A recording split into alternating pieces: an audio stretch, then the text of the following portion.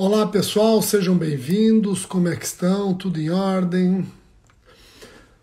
Deixa eu ver se a conexão tá ok aqui. Vamos lá.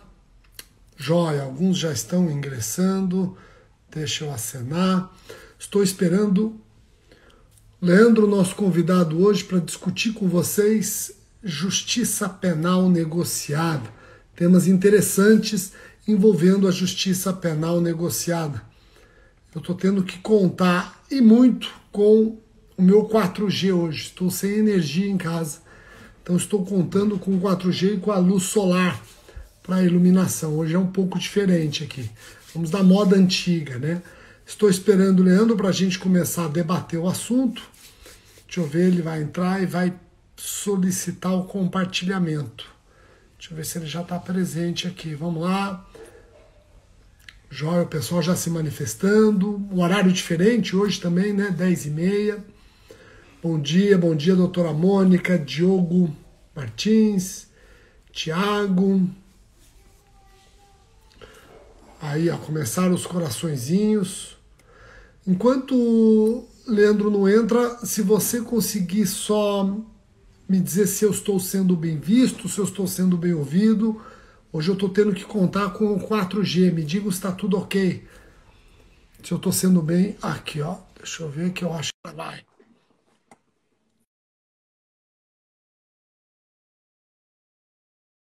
Conectando. Salve, Sanches! Grande colega.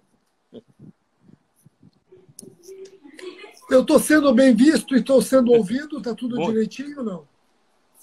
tudo certo. Para mim, está tudo ótimo. Eu Uma estou honra contando com a imensa. luz solar e estou contando com o meu 4G, que ele não nos abandone.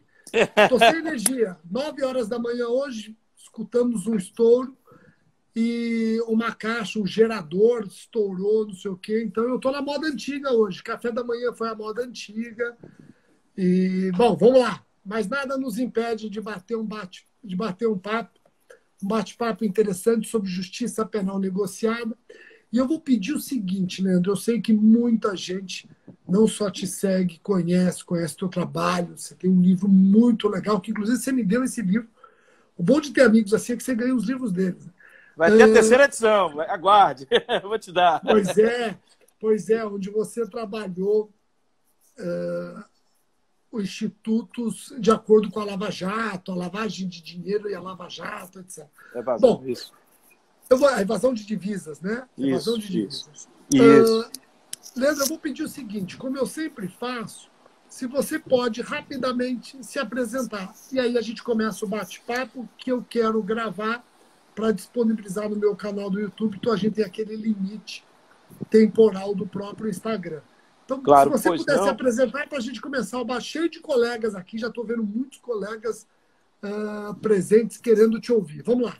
Fábio Nunes, aí, irmão meu, que é promotor de justiça em Alagoas aqui. Grande abraço, está aqui fazendo nossa audiência. Bom, Sanches, inicialmente gostaria de agradecer, para mim é uma grande honra estar aqui contigo. Eu que admiro o seu trabalho, que acompanho você há muito tempo, né? Seus artigos, seus livros, suas produções.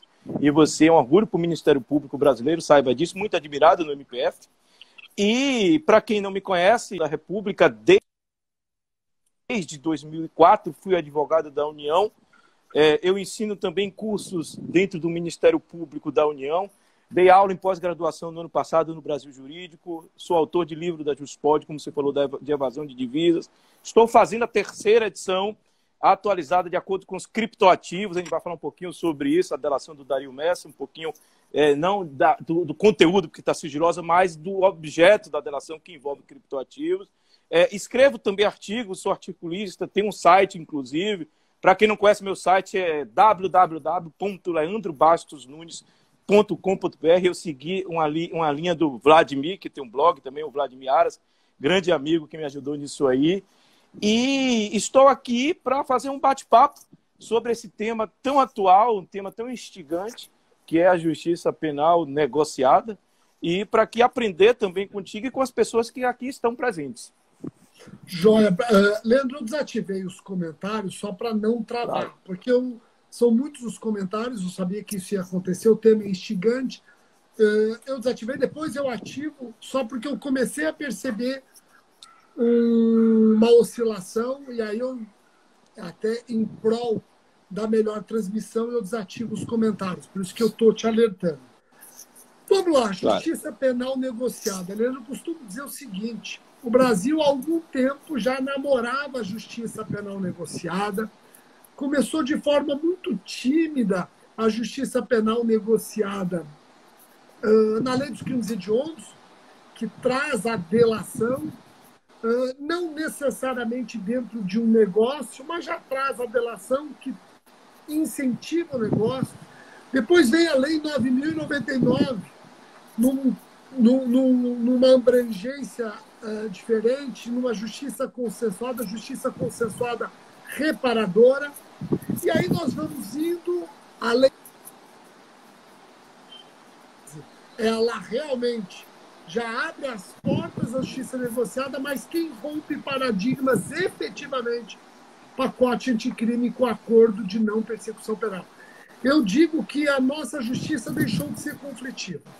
A nossa justiça definitivamente é uma justiça consensuada. O código de processo deixou de ser um código do juiz e passou a ser um código das partes. Em nenhum momento aqui querendo diminuir as funções do juiz, mas elevando o protagonismo das partes. Você concorda comigo? Não, concordo, Rogério. E você falou algo aí bem interessante. O processo penal tradicional, a justiça penal tradicional, ela já não vinha há muito tempo trazendo respostas efetivas para a sociedade, ou seja, aquela denominada pacificação de conflitos, a busca do bem comum, a paz social e a reparação dos danos. Isso não vinha sendo observado por um motivo, inclusive, pragmático. A quantidade de processos judiciais por diversos crimes e infrações penais, seja de baixo potencial ofensivo, seja de médio potencial ofensivo, seja envolvendo a macrocriminalidade, era de uma quantidade tal que a justiça não tinha como dar uma resposta efetiva em tempo célere e eficaz. Ou seja, você não acabava não trazendo para as partes, o Ministério Público representando a sociedade, para a vítima, sobretudo agora que a vítima tem um olhar muito mais efetivo por parte das novas legislações, do acordo de não persecução penal, que é um instituto aí novo, trazido pela resolução 181 do CNMP e agora pela legislação incorporado pela lei anticrime no CPP, e a colaboração premiada também, que já vinha sendo, como você falou, implantada de forma ainda um pouco tímida pela lei dos crimes hediondos e sistematizada pela lei 12.850 de 2013. Estes institutos, eles retiram justamente aquela justiça conflitiva, aquele processo tradicional, moroso, custoso para o Estado, para a sociedade, sem resposta eficaz, e traz agora uma justiça que é importada de institutos europeus, o Instituto Norte-Americano é muito comum, plea bargain, a gente sabe muito bem disso, a solução de conflitos lá é muito consensual, e aqui no Brasil a gente tenta trazer isso para cá. Por quê? Qual vai ser o resultado? Os crimes realmente, os fatos, a macrocriminalidade, os fatos que ensejam uma resposta estatal mais efetiva, com penas privativas de liberdade, vão ser agora essa ação. Ou seja, o Estado vai poder trabalhar melhor nesses processos. Teoricamente, a gente traz isso, é claro, um cenário teórico. A intenção, a política criminal, para mim, foi nitidamente nesse sentido, de deixar os processos tradicionais, ou seja, o trâmite, o procedimento de um devido processo legal na justiça penal, para os casos realmente onde tem a necessidade de aplicação de penas privativas de liberdade, de uma resposta tradicional, e deixar para a justiça penal consensuada, que é o gênero, né, que se subdivide em justiça penal colaborativa, restaurativa, justiça penal negociada, para as demais infrações e crimes que envolvem não só as infrações penais de baixo potencial ofensivo, de menor potencial ofensivo, da Lei 90, 99 e 95, mas também agora as de médio potencial ofensivo, seja da suspensão condicional do processo, desde da Lei 90, 99 e 95, e agora no Acordo de Não Persecução Penal, que é um instituto muito polêmico, que se aplica para os crimes cuja pena mínima não ultrapasse 4 anos sem violência ou grave ameaça. É realmente, para mim, uma revolução que é paulatina, não é de agora, não é algo abrupto, ou seja, vem surgindo há muito tempo, mas cada vez mais nós, operadores do direito, nós nos conscientizamos de que precisamos realmente fazer uma certa seletividade na aplicação da lei penal e na escolha do modelo clássico e no modelo mais consensual, onde a gente vai poder encaixar um e outro para que a sociedade tenha assim, uma resposta efetiva por parte do sistema jurídico, por parte do sistema de justiça penal. Eu não sei se você mencionou duas coisas que eu acho importantes aqui. Primeiro, quando você fala do protagonismo da vítima, esse protagonismo da vítima está tão evidente, a vítima passou a entrar no âmbito de trabalho do Legislativo, que veja só que o pacote anticrime, ao alterar o artigo 28, que está suspenso, mas acreditamos que está suspenso até o Ministério Público brasileiro se programar, se organizar, se estruturar, mas o artigo 28, ele altera o fiscal do princípio da obrigatoriedade. O fiscal do princípio da obrigatoriedade deixa de ser o juiz e passa a ser a vítima.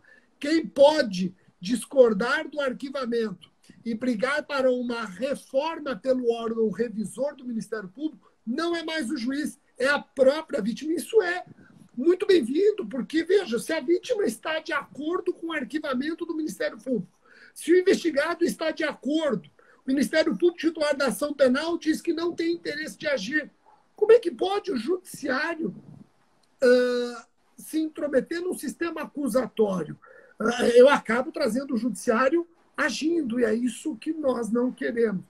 E quando você fala do plea bargain, deixar claro que o plea bargain até estava previsto com um jeito tupiniquim no pacote anticrime, mas foi rejeitado, o Congresso não quis votar o acordo processual, onde iríamos trabalhar penas, passou somente o ANPP, e no ANPP, como todos nós sabemos, nós não trabalhamos penas, trabalhamos condições que evitam o próprio processo. Ele tem um pouco da Lei 9.099, da transação penal, porque nós discutimos condições para que não haja o processo, mas ele tem um pouquinho do plea bargain, que ele exige confissão. Ele exige confissão. Então, ele não é nem plea bargain, nem plea do monocontender ou monocontender. Ele é um plea brasileiro, como você mencionou. Leandro, falando em justiça penal negociada, da espécie justiça penal negociada colaborativa, eu sou obrigado a explorar a colaboração premiada. E parece que aqui você tem um detalhe importante que eu não vi ser debatido nessa pandemia de lives. Nós estamos vivendo uma pandemia de lives. Nessa pandemia de lives, eu não vi ninguém debater aquilo que você pretende hoje. Você quer começar a discutir isso? Claro, claro, pois não. A gente tem aí uma colaboração premiada que foi anunciada da imprensa. A gente não tem um conteúdo por estar sigilosa, mas temos o objeto. Ou seja, ela envolve criptoativos, que foi a do Dario Messa, que doleiro dos doleiros, né? Que, inclusive, a notícia que se tem é de uma devolução para os cofres públicos na ordem de... Exato, R$1 bilhão. E o que é interessante aí é que é um fato submetido à macrocriminalidade, né? Teve a sentença agora recente, inclusive, em relação à lavagem. Existe, segundo noticiado, pelas notícias que a gente lê, são públicas, investigação sobre evasão de divisas envolvendo criptoativos. Ou seja, os bitcoins, na verdade, é uma espécie apenas de um gênero. Eu não sei se chegou a ler, Rogério, o meu artigo que eu encaminhei sobre isso, sobre o Bitcoin Cabo, que foi um webinário que eu fiz no Ministério da Economia. É um assunto muito interessante, é o assunto dos criptoativos, algo muito novo ainda e que já está sendo utilizado, já está no radar das investigações da Polícia Federal, do COAF, do Ministério Público, a utilização de criptoativos para fins de lavagem de dinheiro ou de evasão de divisas. Então, como é que isso acontece? Porque, como você falou, não é algo muito comum em se discutir criptoativos. Aliás, os crimes envolvendo criptomoedas já chegaram no STJ em sede de conflito de competência e atribuição, e o STJ, por meio da terceira sessão, já decidiu que pode ser da competência estadual ou federal, a depender das circunstâncias do caso concreto. Então, quando eu vejo aqui promotores de justiça assistindo essa tua aula, temos que ficar atentos, porque já estamos nos deparando com crimes envolvendo criptomoeda. Isso, e para fazer essa distinção, puxando o seu gancho, o STJ falou, os criptoativos todos sabem que ainda não são regulamentados pelo Banco Central, nem pela Comissão de Valores Mobiliários. Não é reconhecido aí no país como uma moeda soberana, uma moeda fiduciária, apenas a União que detém esse monopólio, o Banco Central, a Casa da Moeda para emissão, etc. Ou seja, ainda não é algo reconhecido oficialmente pelos governos, não só pelo Brasil, pelo mundo. Porém, o que se vê, Rogério, na prática, é que já é utilizado como meio de pagamento, como reserva de valor, como unidade de troca, como unidade de conta. Já tem várias características da moeda, vamos dizer assim, fiduciária. Só não tem ainda o curso forçado, é claro, não é obrigatório, mas já é utilizado, inclusive, tem caixa de Bitcoin já na Nigéria, na Argentina, onde você emite uma ordem ali e saca no valor correspondente. É claro que o Bitcoin não existe cédula de Bitcoin, já que não é uma moeda oficial, é uma moeda virtual, assim denomina a Comissão de Valores Imobiliários. E o que é que a STJ falou? O crime envolvendo, qualquer fraude envolvendo criptoativos, sobretudo pirâmide financeira, em princípio, será da Justiça Estadual, salvo se houver uma oferta pública de contrato coletivo. Ou seja, uma empresa que atua na área de investimento recruta, faz uma oferta para os investidores, captando recursos de terceiros e investindo sob promessa de retornos absurdos, retornos assim totalmente desarrazoados, totalmente fora da realidade. O caso da operação, inclusive, da Egito, que foi a Polícia Federal com o Ministério Público Federal no Rio Grande do Sul, envolvia essa discussão que chegou no STJ sobre a competência envolvendo o uso de criptoativos ali. Então, o STJ entendeu que, naquele caso concreto, é considerado valor mobiliário submetido, então, à necessidade de registro na Comissão de Valores Mobiliários, que é a autarquia federal que regulamenta esse mercado de investimento no Brasil, que fiscaliza os fundos de investimento, as negociações em bolsa das empresas e dos fundos que lidam com a captação de recursos de nós, investidores, que confiamos justamente na lisura de que nosso dinheiro será investido em algo regular, algo lícito e algo que vai trazer não necessariamente um retorno acima da média, que não se tem algo, não existe nada fácil, né? A gente não pode ter uma promessa aqui de um retorno de 15%, 20% ao mês, certo? Isso não existe no mercado financeiro, mas que haja pelo menos uma boa-fé na utilização de nossos recursos. Então, nesse caso específico, o STJ entendeu, por ter havido a captação de recursos de diversas pessoas,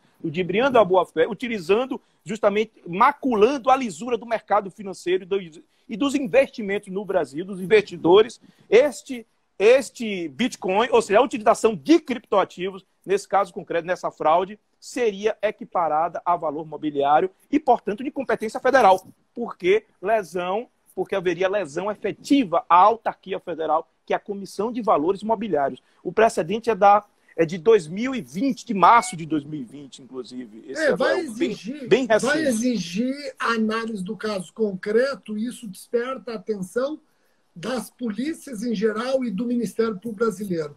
Por isso que quando você fala de criptoativos e você vai comentar essa colaboração premiada, repito, é uma colaboração premiada em curso, logo sigilosa, que nós vamos falar aqui, o que o Leandro vai falar aqui é absolutamente teórico, nada envolvendo o caso, mas ele, a partir das notícias, tem condições de nos dar uma aula nesse sentido, né, Leandro?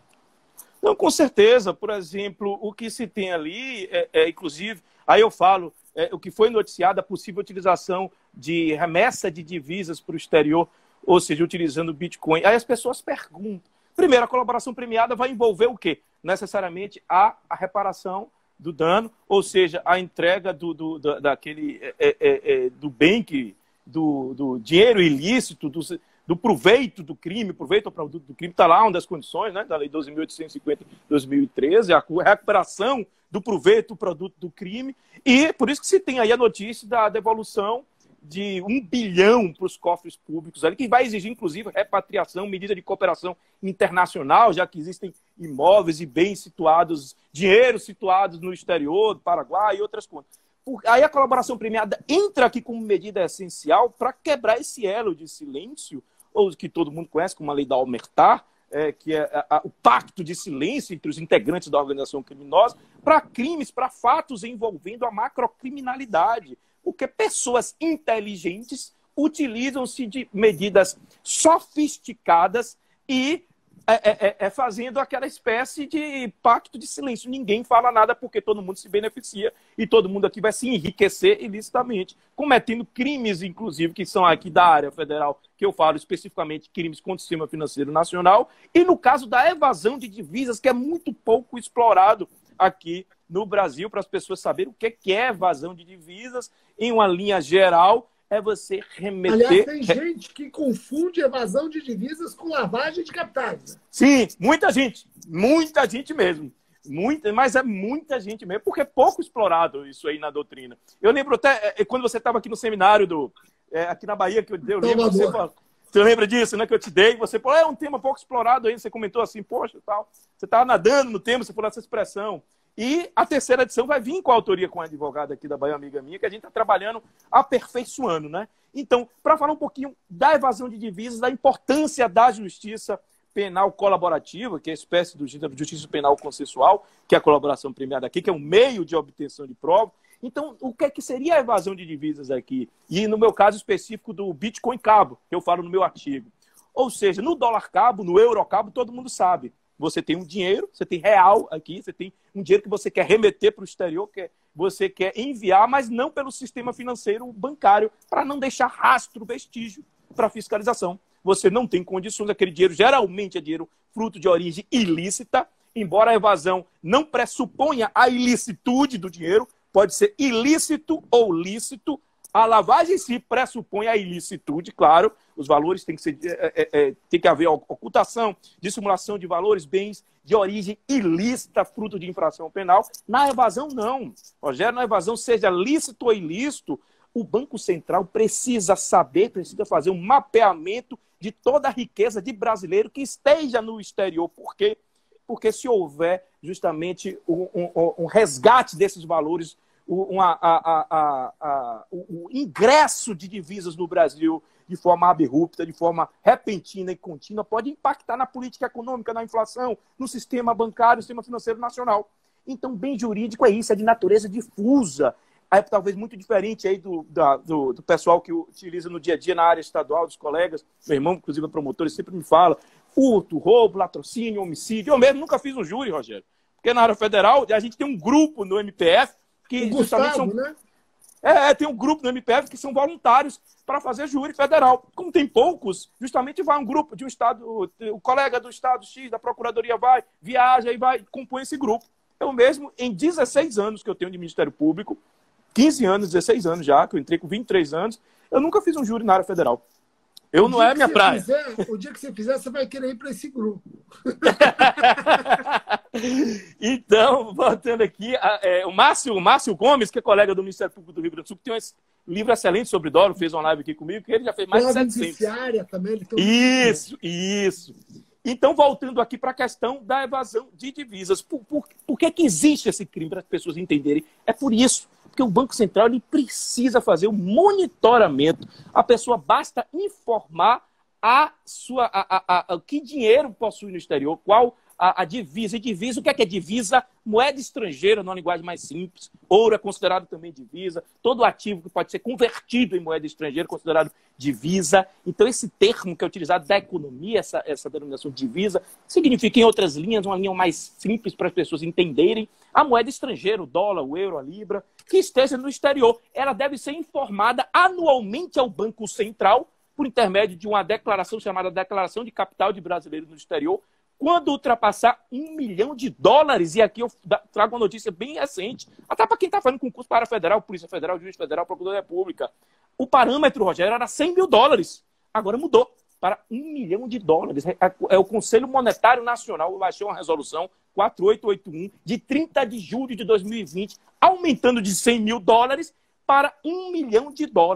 Então deve informar quem tiver mais de US$ 1 milhão em divisas para o Banco Central. E aí onde é que eu entro aqui na colaboração, no caso específico do Dario Messi, que existe uma discussão de que se o criptoativo pode ser objeto do crime de evasão de divisas por não ser conceituado moeda pelo Banco Central, pelo governo brasileiro, não ser uma moeda oficial fiduciária ainda. E aí a gente entraria, cabe interpretação extensiva, não cabe, ou seja, em direito, o Supremo Tribunal Federal já decidiu que é possível, mesmo em direito penal, a interpretação extensiva. Magalhães Noronha também tem doutrina nesse sentido, existe doutrina respeitada aqui no Brasil, admitindo que é diferente de analogia, que é o método de integração, aí sim que é proibida a analogia em Malam Partem, mas a interpretação extensiva, desde que não viole o espírito da lei, desde que não viole a lógica do ordenamento jurídico, ela é admitida há muito tempo aqui no direito penal. No caso, você sabe muito bem que eu já li nos seus livros, caso da arma, entendeu? De fogo. E tem exemplos interessantes que confirmam isso que você falou. Se nós não admitimos interpretação extensiva, então o crime de extorsão mediante sequestro, ele não existe na modalidade de extorsão mediante cárcere privado. Se nós não admitimos interpretação extensiva, então só é crime a bigamia, a poligamia está liberada. Se não é possível interpretação extensiva, então só é crime causar epidemia, causar pandemia. Isso que está no artigo, exato, a pandemia. Foi uma live, eu fiz inclusive com o Gamil aqui, a gente discutiu sobre isso. Né? Eu falei, olha, se você vai proteger o bem jurídico, ali a calamidade pública, a saúde da população, e protege quem propague uma epidemia, que é algo de proporção muito menor, com muito mais razão, o sentido da lei, o espírito da lei, foi de proteger a pandemia também, embora não expressamente eu faça. A interpretação extensiva, Rogério, ela evita que tenhamos que ter toda vez uma reforma legislativa, ou seja, a cada 1 ano, 2 anos. Isso sabemos que é inviável, um projeto de lei demanda muita discussão. E aqui eu gosto muito da tese do Zaffaroni, de Luiz Flávio Gomes, eu escrevo nesse sentido, dizendo que ninguém aqui está pleiteando uma banalização da interpretação, que veio a interpretação extensiva. O Estatuto de Roma, que criou o Tribunal Penal Internacional, ele é realmente restritivo, mas a partir do momento que a interpretação extensiva nos garante uma proteção eficiente e suficiente do bem jurídico tutelado, ela é bem-vinda. O que nós não podemos tolerar é a proteção deficiente. E justamente é isso que tem no livro do Douglas, né, do Garantismo Penal Integral, né? O Douglas, colega, não sei se ele está aqui na live, mas ele foi convidado. Eu aprendo muito com ele no grupo de estudo. Ele deve estar, a live. É que eu desativei os comentários. É que se o Douglas estiver nesta live, aí eu já passo a me sentir numa fase oral de concurso. Então, para a gente voltar aqui o raciocínio da colaboração envolvendo o Bitcoin, as pessoas perguntam. E aí, para concluir um pouquinho aqui da questão, como é que se deu o Bitcoin Cabo? Ou seja, o que é Bitcoin Cabo? Se você entrega o Bitcoin, Rogério, que é justamente uma série de códigos matemáticos, é uma moeda virtual, é algo não tangível para o pagador, você faz uma transferência da tua carteira virtual para uma casa de câmbio ou por um doleiro, por exemplo, para um doleiro, e ele lhe entrega em contravalor moeda estrangeira à margem do sistema financeiro oficial. O que é isso? Bitcoin Cabo. E aí você não tem nem a discussão de se utilizar a interpretação extensiva. Por quê? Porque para você adquirir Bitcoin, você tem que partir de uma moeda. Ou seja, você compra Bitcoin com transferência bancária. No exchange, você lá transfere seu saldo bancário, R$10 mil, 50 mil, adquire Bitcoin na exchange, que justamente é a intermediária, e depois, posteriormente, você transfere o Bitcoin para um doleiro. Estou dando um exemplo teórico, certo? Não é o caso da delação que eu não tive acesso. Estou dando um exemplo teórico. E esse doleiro, ele, em contato com outro doleiro no exterior, disponibiliza o valor correspondente em moeda estrangeira. O que é isso? Utilização do Bitcoin como meio para o crime de evasão. Como meio. Porque o Bitcoin aí partiu originariamente de uma moeda. De uma moeda, entendeu? Ele ficou só no caminho. Ele funcionou como um meio. Ele partiu originariamente de uma moeda, foi transformado. Ele é um meio entre duas moedas. Isso, meio entre duas moedas. E o STJ, especificamente em óbito edicto, assentou esse entendimento, você deve ter lido esse precedente, no sentido de que o Bitcoin, como meio para o crime de evasão de divisa, é possível no Brasil.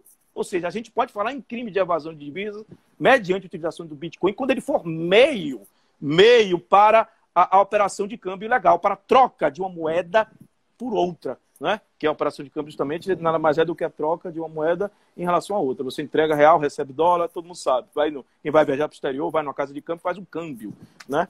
Então, nesse caso que não temos acesso à colaboração premiada, é muito importante aí a utilização da justiça penal negociada, colaborativa, mais especificamente aí, como espécie do gênero justiça penal consensuada. Por quê? Porque vai desvendar um esquema sofisticado de utilização de criptoativo, que é a questão do criptoativo aí você tem um pseudo-anonimato. Não é um anonimato total, porque se você quiser realmente ir atrás ali, dá trabalho de achar quem é a pessoa titular ali do criptoativo, vai dar trabalho. Mas você tem publicamente, fica público nos blockchains lá, apenas uma série de códigos matemáticos. Você não sabe, é público aqueles códigos matemáticos, você não sabe quem é a pessoa. É diferente de um banco. Isso que você está falando é tão importante que outro dia até foi reportado em investigações do Ministério Público de São Paulo através do GAECO, que vocês têm GAECO agora também, isso é muito legal. Acho que é em Minas que vocês começaram com o GAECO piloto, se eu não me engano, né? O PCC tem fortunas em bitcoins. O PCC investindo em bitcoins. E aí eu até te faço uma pergunta. Nessas colaborações envolvendo bitcoins, você acha viável o colaborador querer devolver, reparar o dano, devolver o produto do ilícito ou o proveito em bitcoins? O grande problema aí é porque ainda não temos o Bitcoin como algo oficial, como moeda oficial. Então vai ficar difícil para o Ministério Público aí representando a sociedade, né, e como órgão aí independente, autônomo, como órgão público. Que daí ele teria que pegar o Bitcoins e o Ministério Público que teria que trabalhar a conversão em moedas, não é isso? Isso. O grande problema ainda do Bitcoin é que não ainda algo muito, há uma discussão muito grande ainda. Existe projeto de lei para regulamentar o Bitcoin no Brasil, no Senado e na Câmara. Existem projetos de lei no Senado e na Câmara para regulamentar o uso do Bitcoin e para deixar ele justamente como uma moeda já oficial aqui no Brasil. Por que existe isso? Porque é uma realidade que está sendo vista no mundo inteiro. Várias cidades do mundo inteiro já se aceita Bitcoin. Se você for hoje, por exemplo, no Shopping Passo Alfândega, em Recife, lá no Morumbi, em São Paulo, você vai ter lojas que aceitam Bitcoin. Então, já se tem hoje o Bitcoin como meio de pagamento, é algo que cada vez mais está se crescendo, está sendo expandido. Então, não tem como os estados fugirem da discussão disso aí. Agora, a aceitação, Rogério, como Bitcoin seria muito criticada, a gente já antevê, e aí eu utilizo até uma expressão que você utiliza aqui nesse seu livro, um excelente livro, o Pacote Enfim, foi um dos primeiros, que você já antevê a discussão, né? Eu me lembro quando você fala dos crimes militares para a NPP, você já fala algo assim, que já antevê aqueles que vão falar da hierarquia militar e vão ser contra, outros falam que a lei não proibiu, não é? Então é cabível, não houve proibição, como foi na lei 90, 99, 95. Aqui eu já antevejo. E aí eu faço peço essa vênia para utilizar justamente a mesma impressão que você. Já antevejo a crítica do recebimento do Bitcoin, porque não é algo ainda regulamentado oficialmente, não é? Embora a Comissão de Valores Mobiliários aqui no Brasil autoriza que os fundos de investimento no Brasil investam de forma indireta em Bitcoin, como isso, através de aplicações por intermédio de exchange no exterior. Ou seja, desde que não seja exclusivamente em Bitcoin, o fundo, certo? O investimento, ele pode uma parte, a parte de compor da carteira do portfólio ali ser em Bitcoin. Então já tem uma aceitação cada vez mais. A Comissão de Valores Imobiliários tem emitido comunicados sobre isso, tem avançado sobre isso, esses projetos de lei têm tido discussões sobre isso. Então, Rogério, eu já varia justamente só essa ressalva por ainda não termos o Bitcoin como uma moeda virtual oficial. Oficial seria essa crítica se houvesse a aceitação de devolução dos valores ilicitamente angariados no crime, produto ou proveito do crime, se fosse devolvidos em Bitcoin. Para mim, seria o único óbvio, seria realmente a crítica que a gente teria que enfrentar, né? Porque o Bitcoin já tem uma liquidez. Eu até ia te falar o seguinte, nós participamos pela assessoria do Procurador-Geral em 2018, e aqui vai um elogio a você pela maestria como você explica essa nova realidade dentro da órbita criminal. Fizemos uma reunião em 2018 com o COAF para discutir lavagem de dinheiro envolvendo bitcoins e outros crimes envolvendo bitcoins, e eu lembro que o COAF dizia, lá em 2018, o pessoal ainda está aprendendo, nós estamos entendendo o que é isso. E eu lembro que eles usavam termos de mineração. E explicando exato! E eu estava vendo meu filho jogando Minecraft. Falei, pô, esse Bitcoin, na verdade, é alguma coisa que meu filho já faz no Minecraft. E eu vejo o quanto evoluiu. Em 2 anos, você está aqui com exemplos vários. Tal. Então, eu quero te fazer uma pergunta. Você acha que a nossa legislação criminal, o jeito que ela está posta, nós vamos conseguir aplicá-la para crimes envolvendo bitcoins ou necessitaremos de tipos específicos, revisitar tipos penais? Você fez uma ótima pergunta, porque o projeto de lei, ele tipifica expressamente a utilização indevida de Bitcoin. Como que ele faz isso? Ele altera o crime contra o sistema financeiro nacional, a Lei 7492 de 86, prevendo fraude mediante utilização de criptoativos com penas de até 12 anos. Entendeu? E o projeto de lei que tramita no Senado, ele prevê quem fizer fraude, quem utilizar fraude com criptoativo poderá ser penalizado de 3 a 12 anos. Né? Então, e tem no projeto da Câmara também o envolvimento de pirâmide financeira com Bitcoin, com a promessa de retorno de investimento em Bitcoin, a punição especificamente sobre isso. Mas a pena está maior. A pena está um pouco maior do que os crimes, tradicionais da lei dos crimes contra o sistema financeiro. Sim. Eu posso deixar para quem quiser. Ela deve ser maior. Para quem quiser, eu digo por quê, Rogério? Porque é o seguinte, no Bitcoin você utiliza aí de algo que é muito caro às pessoas, à sociedade. O desconhecimento de algo ainda novo, de uma moeda virtual que, como você falou, as pessoas não sabem nem o que é Bitcoin. As pessoas entregam em confiança, porque vê no dia a dia subindo aquilo ali, desce, um sobe, desce tremendo, uma oscilação muito grande. E esse desconhecimento pode fazer com que a pessoa perca boa parte do seu patrimônio confiando na utilização de boa-fé do Bitcoin. Você tem aí algo que é o desconhecimento da população, a vulnerabilidade técnica também da população, porque em mercado financeiro o brasileiro não sabe de finanças. Existe uma pesquisa aí científica sobre isso.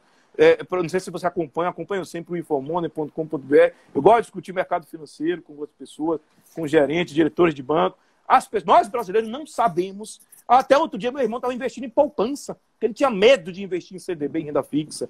Ou seja, ele sequer tinha um conhecimento de que existe um fundo garantidor de crédito, que é um seguro para quem aplica em CDB, de até 250 mil por CPF, limitado a R$1 milhão dos bancos em geral. Ou seja, ele não sabia disso aí e investia tudo em poupança, que é promotor de justiça, colega nosso, está na live, inclusive.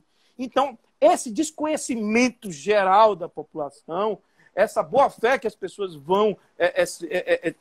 a boa-fé que vai ser atingida em seu patrimônio, etc., é muito maior do que um estelionato comum, onde a pessoa liga e você não vai entregar sua senha de um banco. A engenharia social hoje é muito bem trabalhada, não é isso? Só que o STJ já decidiu em 2019, ora, se você entrega sua senha pessoal, não há que se falar em indenização.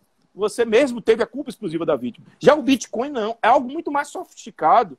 Quando é muito mais sofisticado, exige um estudo muito mais aprofundado para conhecer o que é Bitcoin.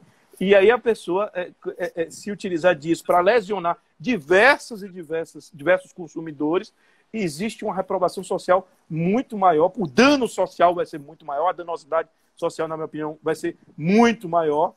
Então, daí uma necessidade de uma resposta também estatal mais rígida para isso aí. Aí a gente vai entrar naquela discussão da função da pena intimidatória, retributiva, preventiva, enfim. Eu não sei se isso vai ser, de fato, suficiente, mas que é necessário e premente uma regulamentação dos criptoativos, sim, porque já é algo muito utilizado, Rogério, muito utilizado, que a gente não sabe. O Fórum Mundial Econômico prevê até 2027, estima que 10% do PIB, essa pesquisa que eu fiz para fazer um webinário no Ministério da Economia, que eu fiz tem 10, 15 dias, 10% do PIB mundial estará em ativos digitais, tais como o Bitcoin. E o Bitcoin é apenas uma espécie de mais de 5 mil criptoativos. O colega procurador da República, Tiago Bueno, tem um excelente livro sobre isso. A gente vai fazer uma live, inclusive, só sobre Bitcoin e evasão. Ele tem um excelente livro, fez o webinário comigo, ele sabe muito bem como funciona essa engenharia matemática dos criptoativos. Entendeu? É algo muito novo, muito. Entendi. A questão da mineração, que você falou, é algo muito complexo, exige um supercomputador, muita energia, é como se fosse uma combinação de códigos matemáticos. Os criptoativos são limitados, fala-se em até 21 milhões de Bitcoin no máximo, existe uma escassez, por isso que você tem reserva de valor, tem oscilação. O Bitcoin tem várias características de uma moeda tradicional, unidade de conta, reserva de valor, só não tem ainda o custo forçado, nem é reconhecido oficialmente. Então, você tem inúmeras características, já um meio de troca, meio de pagamento. Na Alemanha já tem aceitação como instrumento de valor, como no Japão, nos Estados Unidos. Em alguns países o salário é recebido em parte em Bitcoin. Nova Zelândia, o salário, essa pesquisa que eu fiz... Bom, eu vi se o teu irmão, se alguém quiser pagar o salário do teu irmão em Bitcoin, ele vai infartar. Ave Maria, esse aí, se falar para... Teve uma dificuldade, rapaz. Hora que meu filho vai entender da coisa. Meu filho vai falar, pai, eu vou atrás de mais Bitcoins, eu vou minerar aqui pro senhor, fica tranquilo. Legal. Leandro, você sabe que são novidades, se a gente pensar há 30 anos, alguém falando que nós íamos trocar as correspondências, o telegrama, o telex, por e-mails, ninguém ia acreditar. Então, eu acredito que nós ainda viveremos para ver o Bitcoin, moedas virtuais, né, ativos virtuais, virarem a regra, obviamente. Nós ainda vamos viver para testemunhar tudo isso. Leandro, eu tenho aqui, pelas minhas contas, em torno de 7 minutos. Você gostaria de trazer mais algumas novidades, além dessas inúmeras novidades que você trouxe? Não, só para falar justamente o que tem aqui, que eu consegui achar aqui no meu resumo, a alteração que é proposta, uma das alterações no Código Penal seria do artigo 292-A, que, segundo esse projeto de lei, seria da seguinte redação: organizar, gerir e ofertar carteiras, intermediar operações de compra e venda de criptoativos com o objetivo de pirâmide financeira, evasão de divisas, sonegação fiscal, realização de operações fraudulentas ou prática de outros crimes contra o sistema financeiro, independentemente da obtenção de benefício econômico. Independentemente da obtenção de benefício econômico. Né? Então, parece que é um crime formal, né? Independente da obtenção, ou seja, não exige o resultado. Então, isso está no projeto de lei na Câmara dos Deputados. E também a gente tem aqui outro também projeto de lei que fala que criminaliza a conduta daquele que obtiver ou tentar obter ganhos ilícitos em detrimento de uma coletividade de pessoas mediante utilização de pirâmide financeira, pichadismo, quaisquer outros equivalentes, incluindo a utilização de criptoativos. A do crime contra o sistema financeiro nacional, eu não consegui achar aqui, mas quem quiser depois eu posso passar o projeto de lei, que prevê o que eu fiquei assustado, que eu fiquei assim, bem espantado, é a penalidade bem alta, né? De 12 anos a pena máxima. Eu vou justificar essa penalidade alta, se você me permite. Claro, porque claro. As vítimas desses crimes não serão qualquer vítima. Nós teremos vítimas absolutamente abastadas, que estão dispostas a investir fortunas em ativos virtuais. Então, eu não estou falando da população média, eu estou falando de uma elite, o que talvez justifique essa reprimenda exacerbada. Você falou em pichardismo, isso me lembrou, teve um concurso do MP de São Paulo, que o examinador cobrou pichardismo na primeira fase.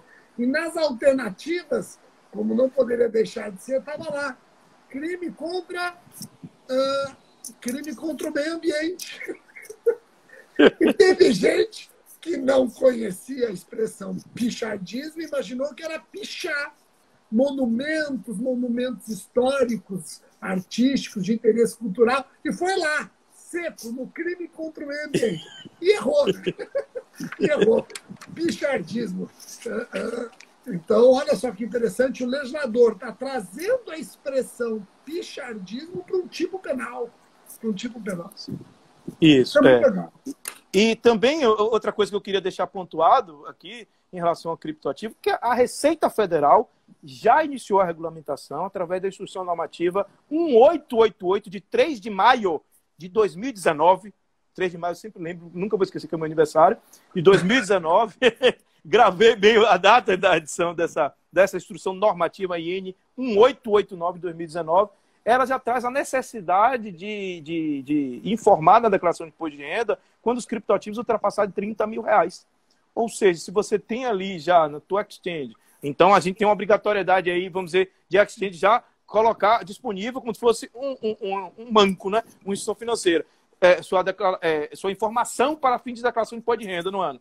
Você tem lá 50 mil reais em Bitcoin, você tem que declarar. Né? A Receita Federal já está de olho nisso. Então, a gente já tem aí uma discussão que já está sendo regulamentado aqui pelos órgãos. Né? E quando tiver uma negociação de Bitcoin que ultrapasse 35 mil reais, vai ter a necessidade de apuração do lucro da alíquota de 15% a título de imposto de renda.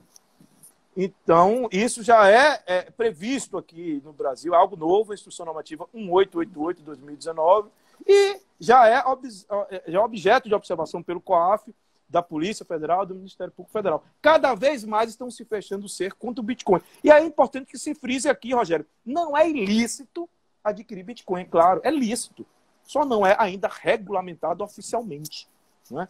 Não é ilícito. A pessoa pode adquirir, pode vender, comprar Bitcoin. Outro dia eu entrei até, eu só não concluí o cadastro porque exigiu tanta coisa, eu estava com tanta coisa para fazer, eu falei, deixei para depois. Inclusive, tem vários colegas que têm, é claro, é lógico, é normal, não é algo ilícito. A questão é a utilização do Bitcoin como qualquer outra moeda. Pode ser utilizado para lavar dinheiro, para evasão de divisas. Aí você vai ter a utilização, a destinação que se dê a esse criptoativo, que pode ser ilícita. A aquisição em si, ela não é ilícita, não é proibido no Brasil. Diferentemente do Equador, de alguns outros países, que há uma proibição. A Arábia Saudita foi proibido por motivo religioso. Você vê, motivo religioso. Então você tem aí, a maioria dos países no mundo inteiro admitem o Bitcoin, embora não reconheçam ainda como moeda soberana, moeda fiduciária, oficial, né, nas negociações. Embora seja justamente os economistas falam que seja uma possível saída em momentos de crise. A Venezuela, etc.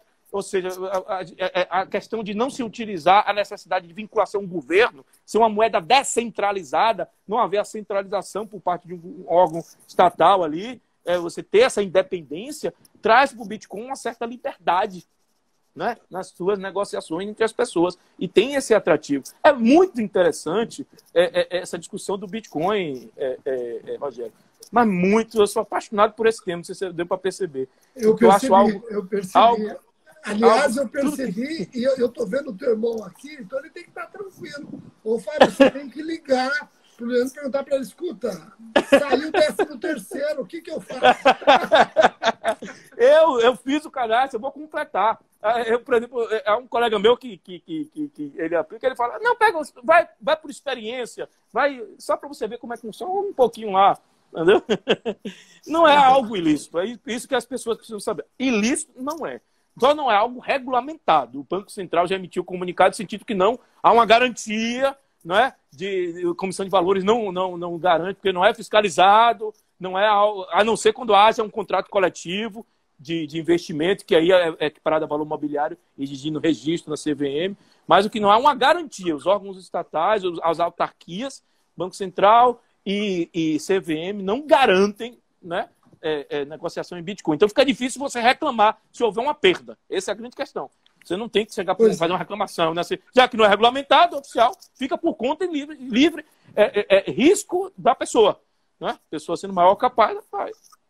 Aí fica do livre-arbítrio. Por isso que eu vou continuar, por isso que eu vou continuar com a poupança. Fica na poupança, fica tranquila. Pois é. Eu e teu irmão, vamos continuar na poupança. Pois é. Vai no tradicional. Vai na agência de turismo. Continuarei alugando carro em agências tradicionais, locadoras tradicionais. Pois é. Isso. É aquela coisa, é o novo normal. O novo, exatamente. O novo vai gerar justamente essa incerteza, né? Incerteza. Então. Quem está assistindo aqui, cara, César Roberto Bittencourt. Por falar em César Roberto Bittencourt, olha só o que eu recebi hoje. Peraí. Olha o que eu recebi hoje. Olha o que eu acabo de receber hoje. Olha, rapaz, que maravilha, hein?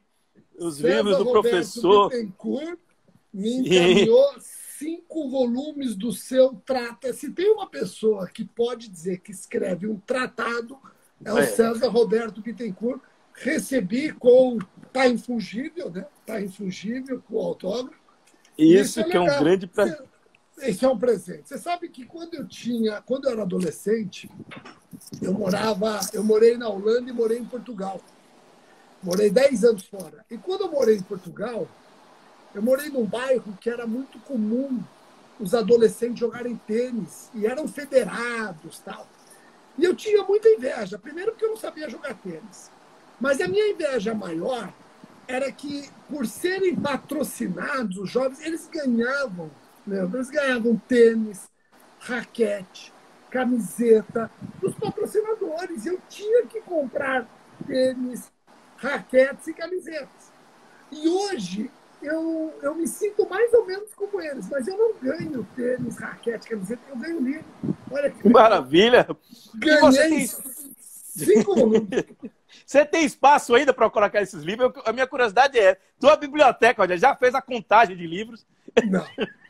E outra, a Simone, meus filhos gostam muito do Bittencourt, tal, eles gostam, porque a hora que eu recebo o livro, minha esposa fica assim, daqui a pouco quem sai é você. O livro fica...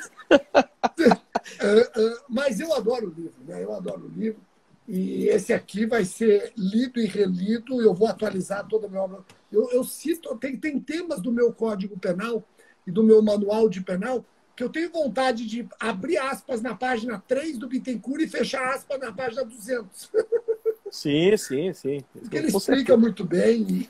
Bom, Bittencourt aqui ao vivo, agradecer um baita de um presentão, do mesmo jeito que foi um presente que você me deu em Salvador. Do seu livro, que, cara... Está aqui, em algum lugar está aqui, evasão de divisas. Aguarde a terceira edição. A terceira vem com criptoativo, vem com Bitcoin, vem com Bitcoin Cabo, vem atualizada, tá vendo aí?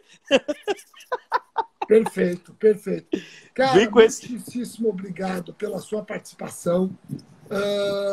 Quero te parabenizar pelo seu trabalho, pela pessoa que você é, cumprimentar o seu irmão também, que é colega nosso no MP de Alagoas, e vamos fazer outras lives, vamos pensar em temas interessantes, vamos torcer para que um dia, em breve, o Instagram permita lives com mais de 2 pessoas.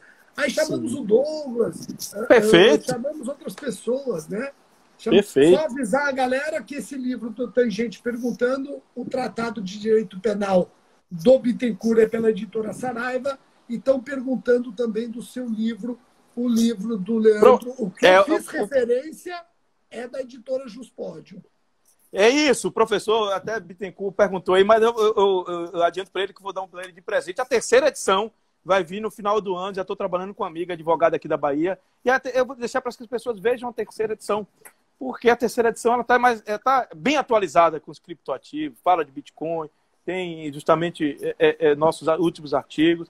E aí, professor César Bittencourt, que eu vi que apareceu e perguntou, vou te dar um especialmente. Eu tenho um Instagram dele, outro dia a gente até conversou para fazer uma live junto.